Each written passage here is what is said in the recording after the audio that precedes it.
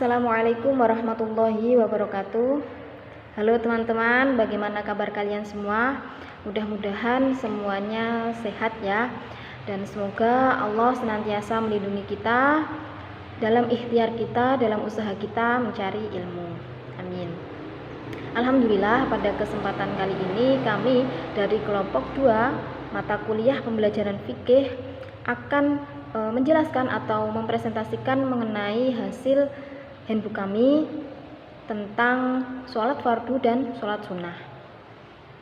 Langsung saja, saya Hafifah Ainin akan menjelaskan mengenai apa itu sholat. Tentu kita semua tidak asing lagi mendengar kata sholat. Ya, sholat merupakan pilar agama yang menduduki peringkat kedua setelah syahadat. Sholat secara bahasa bermakna doa. Pemaknaan semacam ini dapat kita simak pada Quran Surah At-Taubah ayat ke-103 yang artinya, dan berdoalah untuk mereka, sesungguhnya doa kamu itu menjadi ketentraman jiwa bagi mereka, dan Allah Maha mendengar lagi Maha mengetahui. Adapun secara istilah, dalam kitab Fathul Qorib halaman 11 menyebutkan, dan secara istilah syara sebagaimana yang dikatakan oleh Imam Ar-Rafi'i, sholat ialah rangkaian ucapan dan perbuatan yang diawali dengan takbir, diakhiri dengan salam, beserta syarat-syarat yang telah ditentukan. Kemudian sholat itu ada dua, yakni sholat fardu dan sholat sunnah. Sholat fardu itu hukumnya wajib dilaksanakan. Sholat fardu juga dibagi menjadi dua. Yang pertama yakni fardu ain, yang diwajibkan kepada individu. Termasuk dalam sholat ini adalah sholat 5 waktu dan sholat Jumat untuk pria. Kemudian yang kedua adalah fardu kifayah, yakni yang diwajibkan atas seluruh muslim, namun akan gugur dan menjadi sunnah jika sudah dilaksanakan oleh sebagian muslim yang lain. Yang termasuk dalam kategori ini adalah sholat jenazah dan sholat gaib. Kemudian apa saja kelima sholat 5 waktu tersebut? Yang pertama yakni adalah sholat subuh, terdiri dari 2 rakaat ya. Awal waktu sholat subuh ialah terbitnya fajar shiddiq hingga terbitnya matahari. Kemudian yang kedua adalah sholat zuhur, jumlahnya ada 4 rakaat. Sholat zuhur ini dimulai sejak tergelincirnya matahari di ufuk barat hingga masuknya waktu asar. Kemudian yang ketiga, sholat asar, jumlah rakaatnya ada 4. Waktu sholat asar dimulai sejak bayangan benda sama panjangnya dengan benda tersebut sampai terbenamnya matahari. Sebagaimana hadis riwayat Imam Bukhari nomor 554, barang siapa mendapati 1 rakaat sholat asar sebelum matahari terbenam, maka ia telah mendapati waktu asar. Kemudian sholat yang keempat adalah sholat maghrib, jumlahnya ada 3 rakaat. Waktu sholat maghrib itu dimulai sejak terbenamnya matahari hingga hilangnya awan berwarna merah dari cakrawala. Sebagaimana hadis riwayat Imam Muslim nomor 612, waktu maghrib berakhir hingga hilangnya awan merah dari cakrawala. Kemudian yang kelima, sholat isya, ada 4 rakaat. Waktu sholat isya dimulai sejak selesainya waktu maghrib hingga terbitnya waktu fajar sebagai pertanda waktu masuknya sembahyang subuh. Kemudian khusus pada hari Jumat, muslim laki-laki wajib melaksanakan sholat Jumat di masjid secara berjamaah sebagai pengganti sholat zuhur. Sholat Jumat tidak wajib dilakukan oleh perempuan atau bagi mereka yang sedang dalam perjalanan atau musafir. Kemudian syarat-syarat sholat. Yang pertama adalah beragama Islam, 2 balik dan berakal, 3 suci dari hadas baik hadas kecil ataupun besar, yang keempat suci seluruh anggota badan, pakaian dan tempat, yang kelima menutup aurat bagi yang mampu dengan batasan tertentu bagi perempuan dan laki-laki, yang keenam masuk waktu yang telah ditentukan untuk masing-masing sholat, yang ketujuh menghadap kiblat, yang kedelapan mengetahui mana yang rukun dan mana yang sunnah, yang kesembilan tidak berbicara selain bacaan sholat, 10 tidak banyak bergerak selain gerakan sholat. Imam Syafi'i membatasinya hanya 3 gerakan saja. 11 tidak sambil makan dan minum. 12 tidak dalam keraguan apakah sudah bertakbiratul ihram atau belum. 13 tidak berniat memutus sholat atau tidak dalam keraguan apakah akan memutus sholatnya atau tidak. 14 tidak menggantungkan kebatalan sholatnya dengan sesuatu apapun. Kemudian rukunnya sholat, yang pertama niat, kedua takbiratul ihram, ketiga memasang niat bersamaan dengan takbiratul ihram, keempat berdiri bagi yang mampu. Hal ini berdasarkan hadis Al-Bukhari yang artinya sholatlah dengan cara berdiri, bila tidak mampu maka boleh duduk, bila tidak mampu juga boleh sambil tidur miring. Dan yang kelima, membaca surat Al-Fatihah pada tiap-tiap rakaat. Kemudian yang keenam, rukuk dengan tumak ninah, 7 i'tidal dengan tumak ninah, 8 sujud 2 kali dengan tumak ninah, 9 duduk antara 2 sujud dengan tumak ninah. Yang ke-10, duduk tasyahud dengan tumak ninah. 11 tasyahud akhir, 12 membaca sholawat Nabi pada tasyahud akhir, 13 melafalkan salam, ke-14 duduk untuk membaca tasyahud akhir, sholawat Nabi dan salam. Kemudian yang terakhir adalah tertib berurutan dalam mengerjakan rukun-rukun sholat. Kemudian sunnah dalam melakukan sholat. Waktu mengerjakan sholat ada 2 sunnah, yaitu sunnah ab'ad dan sunnah hayat. Yang pertama sunnah ab'ad ialah yang pertama membaca tasyahud awal, kedua membaca sholawat pada tasyahud awal, kemudian yang ketiga membaca sholawat atas keluarga Nabi Shallallahu Alaihi Wasallam pada tasyahud akhir, yang keempat membaca kunut pada sholat subuh dan sholat witir dalam pertengahan bulan Ramadan hingga akhir bulan Ramadan. Kemudian yang kedua sunnah hayat, yang pertama ialah mengangkat kedua belah tangan ketika takbiratul ihram, ketika akan rukuk dan ketika berdiri dari rukuk. Kemudian yang kedua meletakkan telapak tangan yang kanan di atas pergelangan yang kiri ketika berdekap atau sedekap. Yang ketiga membaca doa iftitah sehabis takbiratul ihram. Yang keempat membaca ta'awud ketika hendak membaca Al-Fatihah. Yang kelima membaca amin sesudah membaca surah Al-Fatihah. Yang keenam membaca surah Al-Quran pada 2 rakaat permulaan atau rakaat pertama dan kedua sehabis membaca surat Al-Fatihah. Yang ketujuh mengeraskan bacaan Al-Fatihah dan surah pada rakaat pertama dan kedua pada surat maghrib, isya, dan subuh selain makmum. 8. Membaca takbir ketika gerakan naik turun. 9. Membaca tasbih ketika ruku dan sujud. 10. Membaca Sami'allahu liman hamidah ketika bangkit dari ruku dan membaca Rabbana lakal hamdu ila akhirih ketika i'tidal. 11. Meletakkan telapak tangan di atas paha waktu duduk bertasyahud awal dan akhir dengan membentangkan yang kiri dan menggenggamkan yang kanan kecuali jari telunjuk. 12. Duduk iftiros dalam semua duduk sholat. Yang ketiga duduk tawarruk atau bersimpuh pada waktu duduk tasyahud akhir. 14. Membaca salam yang kedua. 15. Memalingkan muka ke kanan dan ke kiri masing-masing waktu membaca salam pertama dan kedua. Kemudian selanjutnya yakni makruh sholat. Orang yang sedang sholat itu dimakruhkan yang pertama menaruh telapak tangannya di dalam lengan bajunya ketika takbiratul ihram, ruku dan sujud.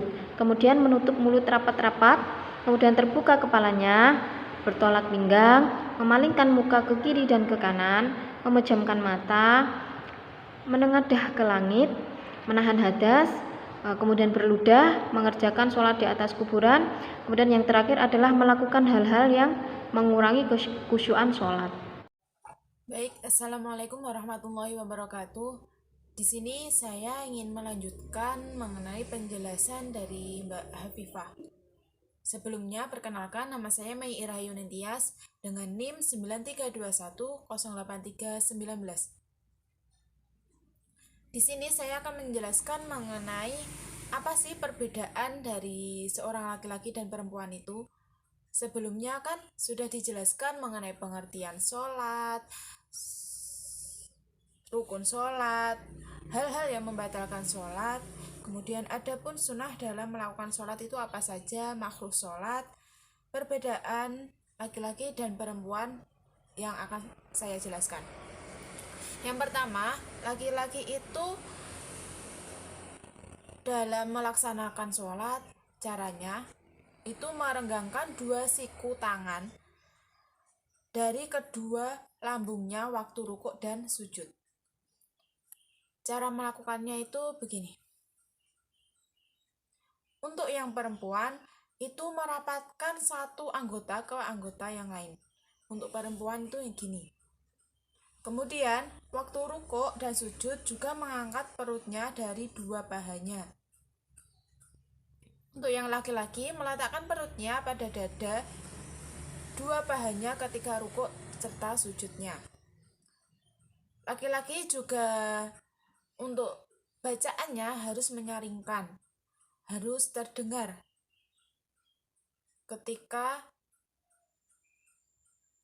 di tempat yang ramai. Kemudian untuk perempuan itu harus rendah suaranya, karena kan suara perempuan itu merupakan aurat perempuan gitu. Dan ditakutkan lagi di dalam sekitar tempat itu nanti adanya orang yang bukan muhrimnya. Kemudian bila terjadi kesalahan pada imam, untuk laki-laki itu makmum laki-laki itu harus membaca tasbih, yakni dengan subhanallah. Dan untuk perempuan ketika ada imam yang salah, itu perempuan melakukannya dengan tangannya yang kanan. Kan ketika begini, tangan yang kanan itu dipukulkan pada punggung telapak tangan kiri. Kemudian untuk auratnya dalam sholat adalah antara pusar dan lutut. Itu untuk laki-laki. Kemudian untuk perempuan itu seluruh tubuhnya kecuali kedua belah telapak tangan dan muka. Begini, hal-hal yang dapat dilupakan dalam sholat. Yang pertama itu jika yang dilupakan itu fardu, maka tidak cukup diganti dengan sujud sahwi. Jika orang telah ingat dalam keadaan sholat, maka seseorang tersebut harus segera melaksanakan gerakan yang ditinggalkan, yang terlupa. Kemudian kalau hal tersebut juga diingat setelah salam, itu harus cepat-cepat melaksanakannya. Sedangkan jarak waktunya itu masih sebentar. Tidak kalau jarak waktunya sudah lama, itu dilanjutkan saja dan nanti diwajibkan untuk melaksanakan sujud sahwi dikarenakan terlupa. Kemudian untuk yang dilupakan itu sunnah baiat, itu tidak perlu diulangi. Ketika ini seseorang harus menyelesaikan sholatnya terlebih dahulu hingga selesai, dan sebelum salam ia harus melaksanakan sujud sahwi. Itu disunahkan untuk melaksanakan sujud sahwi. Kemudian yang ketiga itu jika yang terlupakan itu sholat sunnah hayat, maka tidak perlu diulangi apa yang ia lupakan. Akan tetapi ia juga tidak disunahkan untuk melakukan sujud sahwi gitu. Sujud sahwi ini merupakan memiliki hukum itu sunat, dan letaknya itu sebelum salam, di mana sujud sahwi ini dilakukan 2 kali sebagaimana sujud biasa. Apabila orang yang terlupa itu bimbang ataupun ragu tentang jumlah bilangan rakaat dalam melaksanakan sholat, haruslah ia menetapkan yang yakin, yaitu yang paling sedikit, dan hendaknya ia melaksanakan sujud sahwi. Begitu. Untuk yang selanjutnya itu mengenai sholat sunnah. Sholat sunnah itu apa sih? Sholat sunnah itu sholat yang dianjurkan oleh Rasulullah SAW. Seperti pengertiannya, sholat sunnah ini tidak wajib dilakukan, hanya saja dianjurkan dan berpahala ketika ia melaksanakan.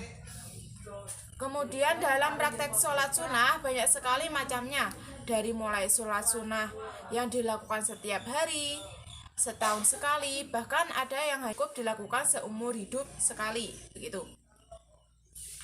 Di dalam Islam, ibadah sholat menempati kedudukan yang paling tinggi. Dari segi urutan, ia menempati posisi kedua dari rukun Islam setelah syahadat, gitu ya. Kemudian ibadah sholat merupakan satu-satunya syariat Islam yang perintahnya dijemput langsung oleh Rasulullah SAW, di mana Rasulullah itu menerima perintah untuk melaksanakan sholat itu di Sidratul Muntaha.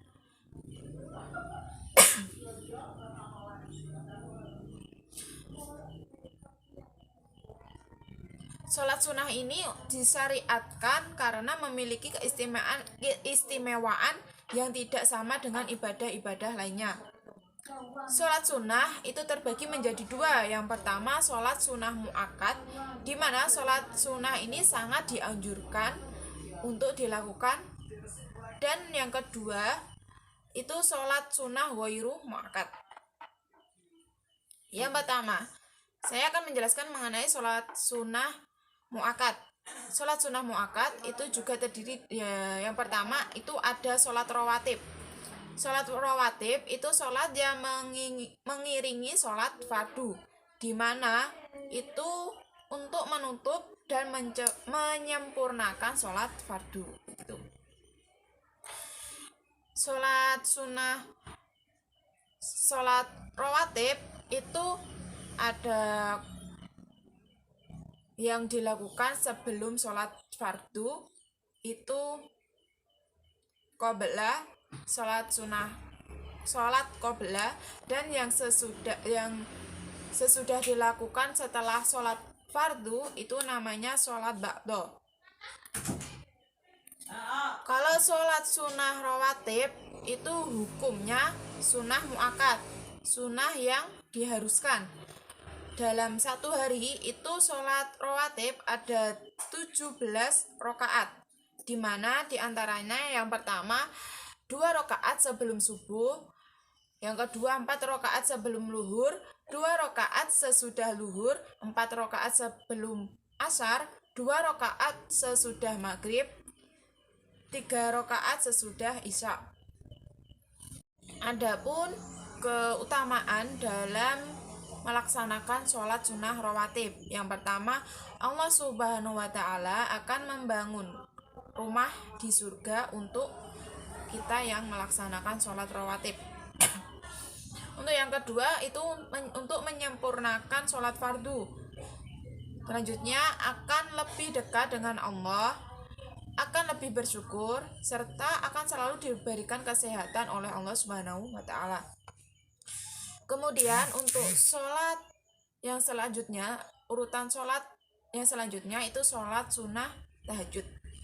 Sholat sunnah tahajud adalah sholat yang sangat dianjurkan oleh Rasulullah SAW, yang dilakukan pada malam hari setelah bangun dari tidur. Dalam sholat sunnah tahajud ini kita dianjurkan untuk melakukannya di sepertiga malam. Kita harus tidur terlebih dahulu ketika ingin melaksanakan sholat tahajud. Tetapi ada juga ulama yang memperbolehkan sholat sunnah tahajud ini tidak tidur terlebih dahulu.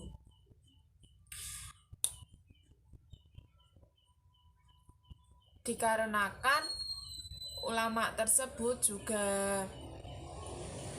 memikirkan bahwa ketika kita kesulitan untuk tidur dan sudah mencapai waktu untuk melaksanakan sholat tahajud, kita itu dianjurkan untuk sholat tahajud, begitu.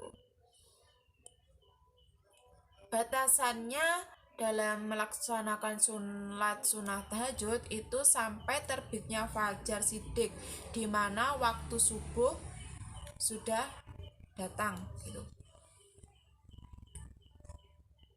Untuk jumlah rakaatnya itu 2 rakaat dan maksimal 8 rakaat. dan dapat dilakukan secara 4 kali salam. Niatnya usolli sunnatat tahajudi rakaataini lillahi ta'ala.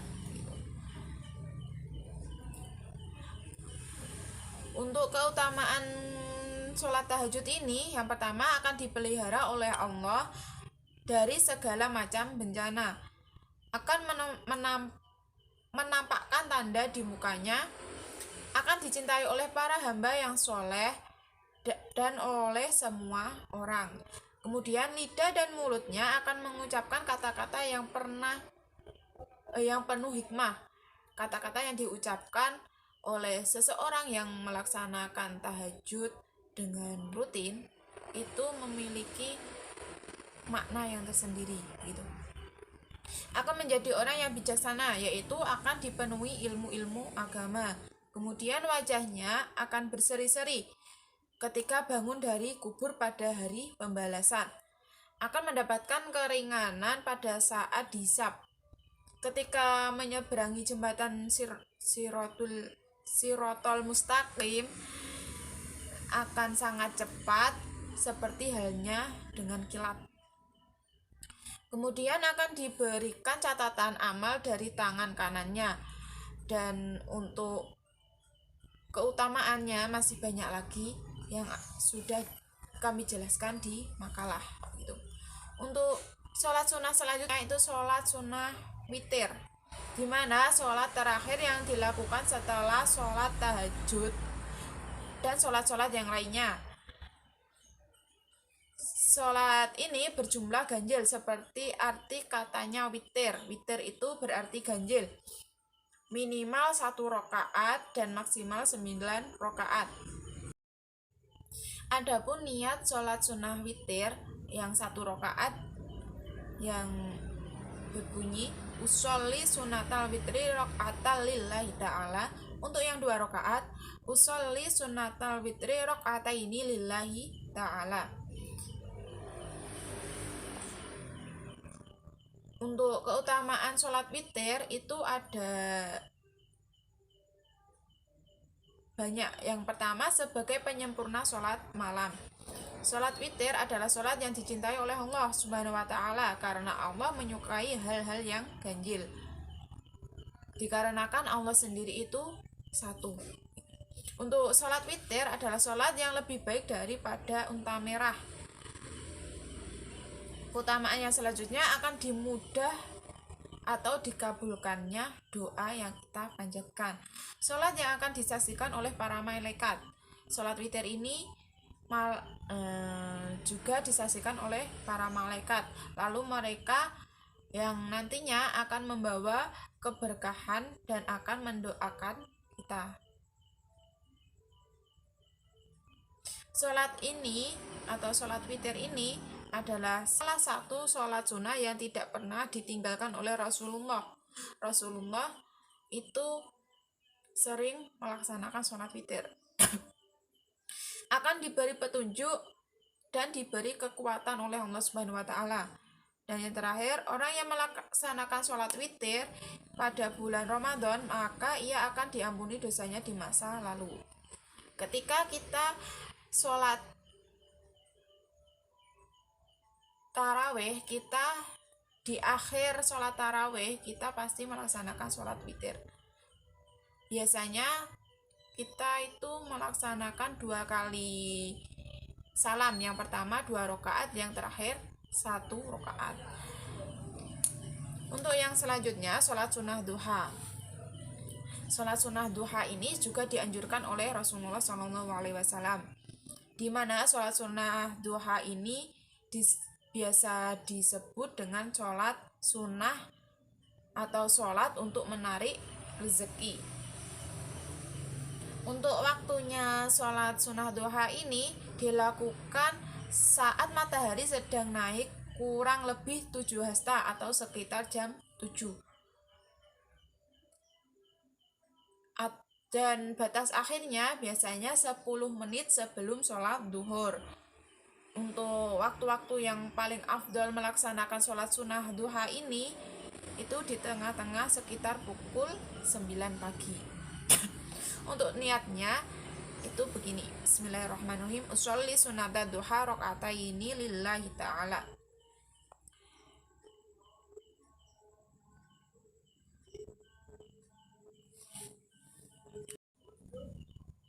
Kemudian yang selanjutnya untuk keutamaan sholat sunnah duha sendiri itu ada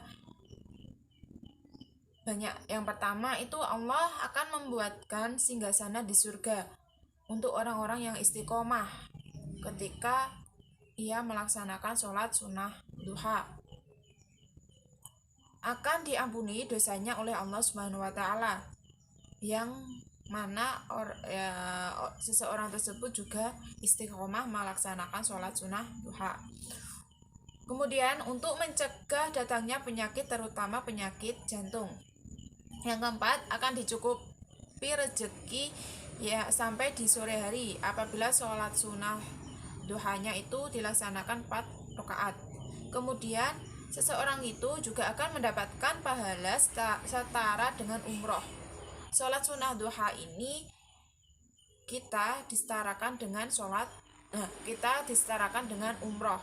Kita melaksanakan ibadah umroh. Untuk yang selanjutnya akan mendapatkan keuntungan yang sangat besar jika seseorang tersebut melaksanakan sholat duha, itu juga dapat disebut dengan bersedekah untuk badan. Kemudian yang terakhir, sholat sunnah duha itu sholat yang dilaksanakan oleh orang-orang yang taat. Biasanya orang-orang yang melaksanakan sholat sunnah duha ini disebut orang-orang yang taat. Dan dari penjelasan sholat sunnah duha, maka dapat disimpulkan bahwa sholat sunnah duha itu sholat yang dianjurkan dan dapat dilakukan minimal 2 rakaat untuk 1 kali salam. Sekian dari penjelasan saya. Kemudian akan dilanjutkan oleh teman saya mengenai sholat ghairu muakkad. Terima kasih. Yang selanjutnya yaitu sholat sunnah ghairu muakkad. Nah, di sini banyak sekali macam-macam dari sholat sunnah ghairu muakkad. Di antaranya yaitu yang pertama adalah sholat sunnah hajat. Sholat sunnah hajat adalah sholat sunnah yang bisa dilakukan kapan saja, kecuali pada waktu yang dilarang atau yang diharamkan. Kemudian adapun banyak sekali ketika kita melaksanakan sholat hajat, keutamaan dari sholat hajat ini, yaitu yang pertama mendatangkan banyak sekali kebaikan, yang kedua menenangkan perasaan, menenangkan hati, menenangkan jiwa, kemudian yang ketiga mendapat pahala yang besar. Selain itu masih banyak lagi keutamaan dari melaksanakan sholat hajat ini. Adapun niatnya yaitu usolli sunatan hajati rakaataini lillahi ta'ala. Yang kemudian adalah yang selanjutnya, poin yang kedua, sholat sunnah istikharah. Sholat ini adalah sholat sunnah dalam rangka memilih atau menentukan pilihan yang terbaik menurut Allah dari 2 pilihan. Keutamaan dari sholat ini adalah yang pertama mendapatkan kemantapan hati, yang kedua ikhlas hanya kepada Allah, yang ketiga akan mendapatkan pilihan yang terbaik menurut Allah. Adapun niatnya yaitu usolli sunatan istikharati rakaataini lillahi ta'ala. Kemudian yang ketiga, sholat sunnah mutalak. Sholat sunnah ini merupakan sholat sunnah yang boleh dikerjakan pada waktu kapan saja, kecuali pada waktu yang dilarang atau diharamkan. Adapun waktu yang dilarang tersebut yaitu yang pertama waktu matahari terbit, yang kedua ketika matahari sedang tepat di puncak ketinggiannya hingga tergelincirnya. Kemudian yang ketiga, kecuali pada hari Jumat ketika orang masuk masjid untuk mengerjakan sholat tahiyatul masjid. Yang keempat, sesudah sholat asar sampai terbenamnya matahari. Kemudian yang kelima, sesudah sholat subuh hingga matahari agak tinggi. Yang keenam, ketika matahari sedang terbenam sampai terbenamnya pada waktunya. Lafaz niatnya yaitu usolli sunatan al-mutalati rakaataini lillahi ta'ala. Kemudian poin yang keempat, sholat sunnah awabin. Sholat sunnah awabin adalah sholat sunnah yang dilakukan ba'da maghrib atau ba'diyah. Disunahkan pula bagi siapa saja yang mengerjakan sholat sunnah ini sampai dengan 6 rakaat. Cara mengerjakannya yaitu 2 rakaat dengan lafaz niat usolli rakaataini sholatan awwabina sunatan lillahi ta'ala. Kemudian yang kedua membaca Al-Fatihah rakaat pertama, bacalah surah Al-Ikhlas 6 kali, surah Al-Falaq sekali, dan surah An-Nas. Hal ini sama dengan rakaat kedua. Yang ketiga, habis salam 2 rakaat ini, maka sholat lagi 2 rakaat dan dibaca pada rakaat pertama dan kedua sesudah Al-Fatihah mana saja surah yang ingin dibaca atau dikehendaki. Kemudian yang keempat, berdiri lagi dengan lafaz niatnya 2 rakaat dengan bacaan sama seperti rakaat pertama. Kemudian yang kelima yaitu sholat tasbih. Sholat ini adalah sholat sunnah yang dianjurkan oleh Rasulullah ketika untuk kita mengamalkannya. Kalau tiap malam maka sekali seminggu, kalau tidak bisa setahun dalam seumur hidup. Kemudian cara dalam melakukan sholat tasbih ini yaitu berdiri membaca tasbih sebanyak 15 kali, waktu ruku membaca sebanyak 10 kali, kemudian waktu iktidal membaca 10 kali, waktu sujud membaca 10 kali, waktu duduk antara 2 sujud membaca 10 kali, kemudian waktu sujud kedua membaca 10 kali, kemudian waktu duduk istikharah hendak berdiri 10 kali. Jumlahnya kurang lebih 75 kali tasbih. Kemudian jika dikalikan 75 dikali 4 jumlahnya adalah 300 tasbih. Kemudian niat dari sholat tasbih ini yaitu usolli sunnatan tasbihi rakaataini adaan lillahi ta'ala. Kalau makmum adaan makmuman lillahi ta'ala.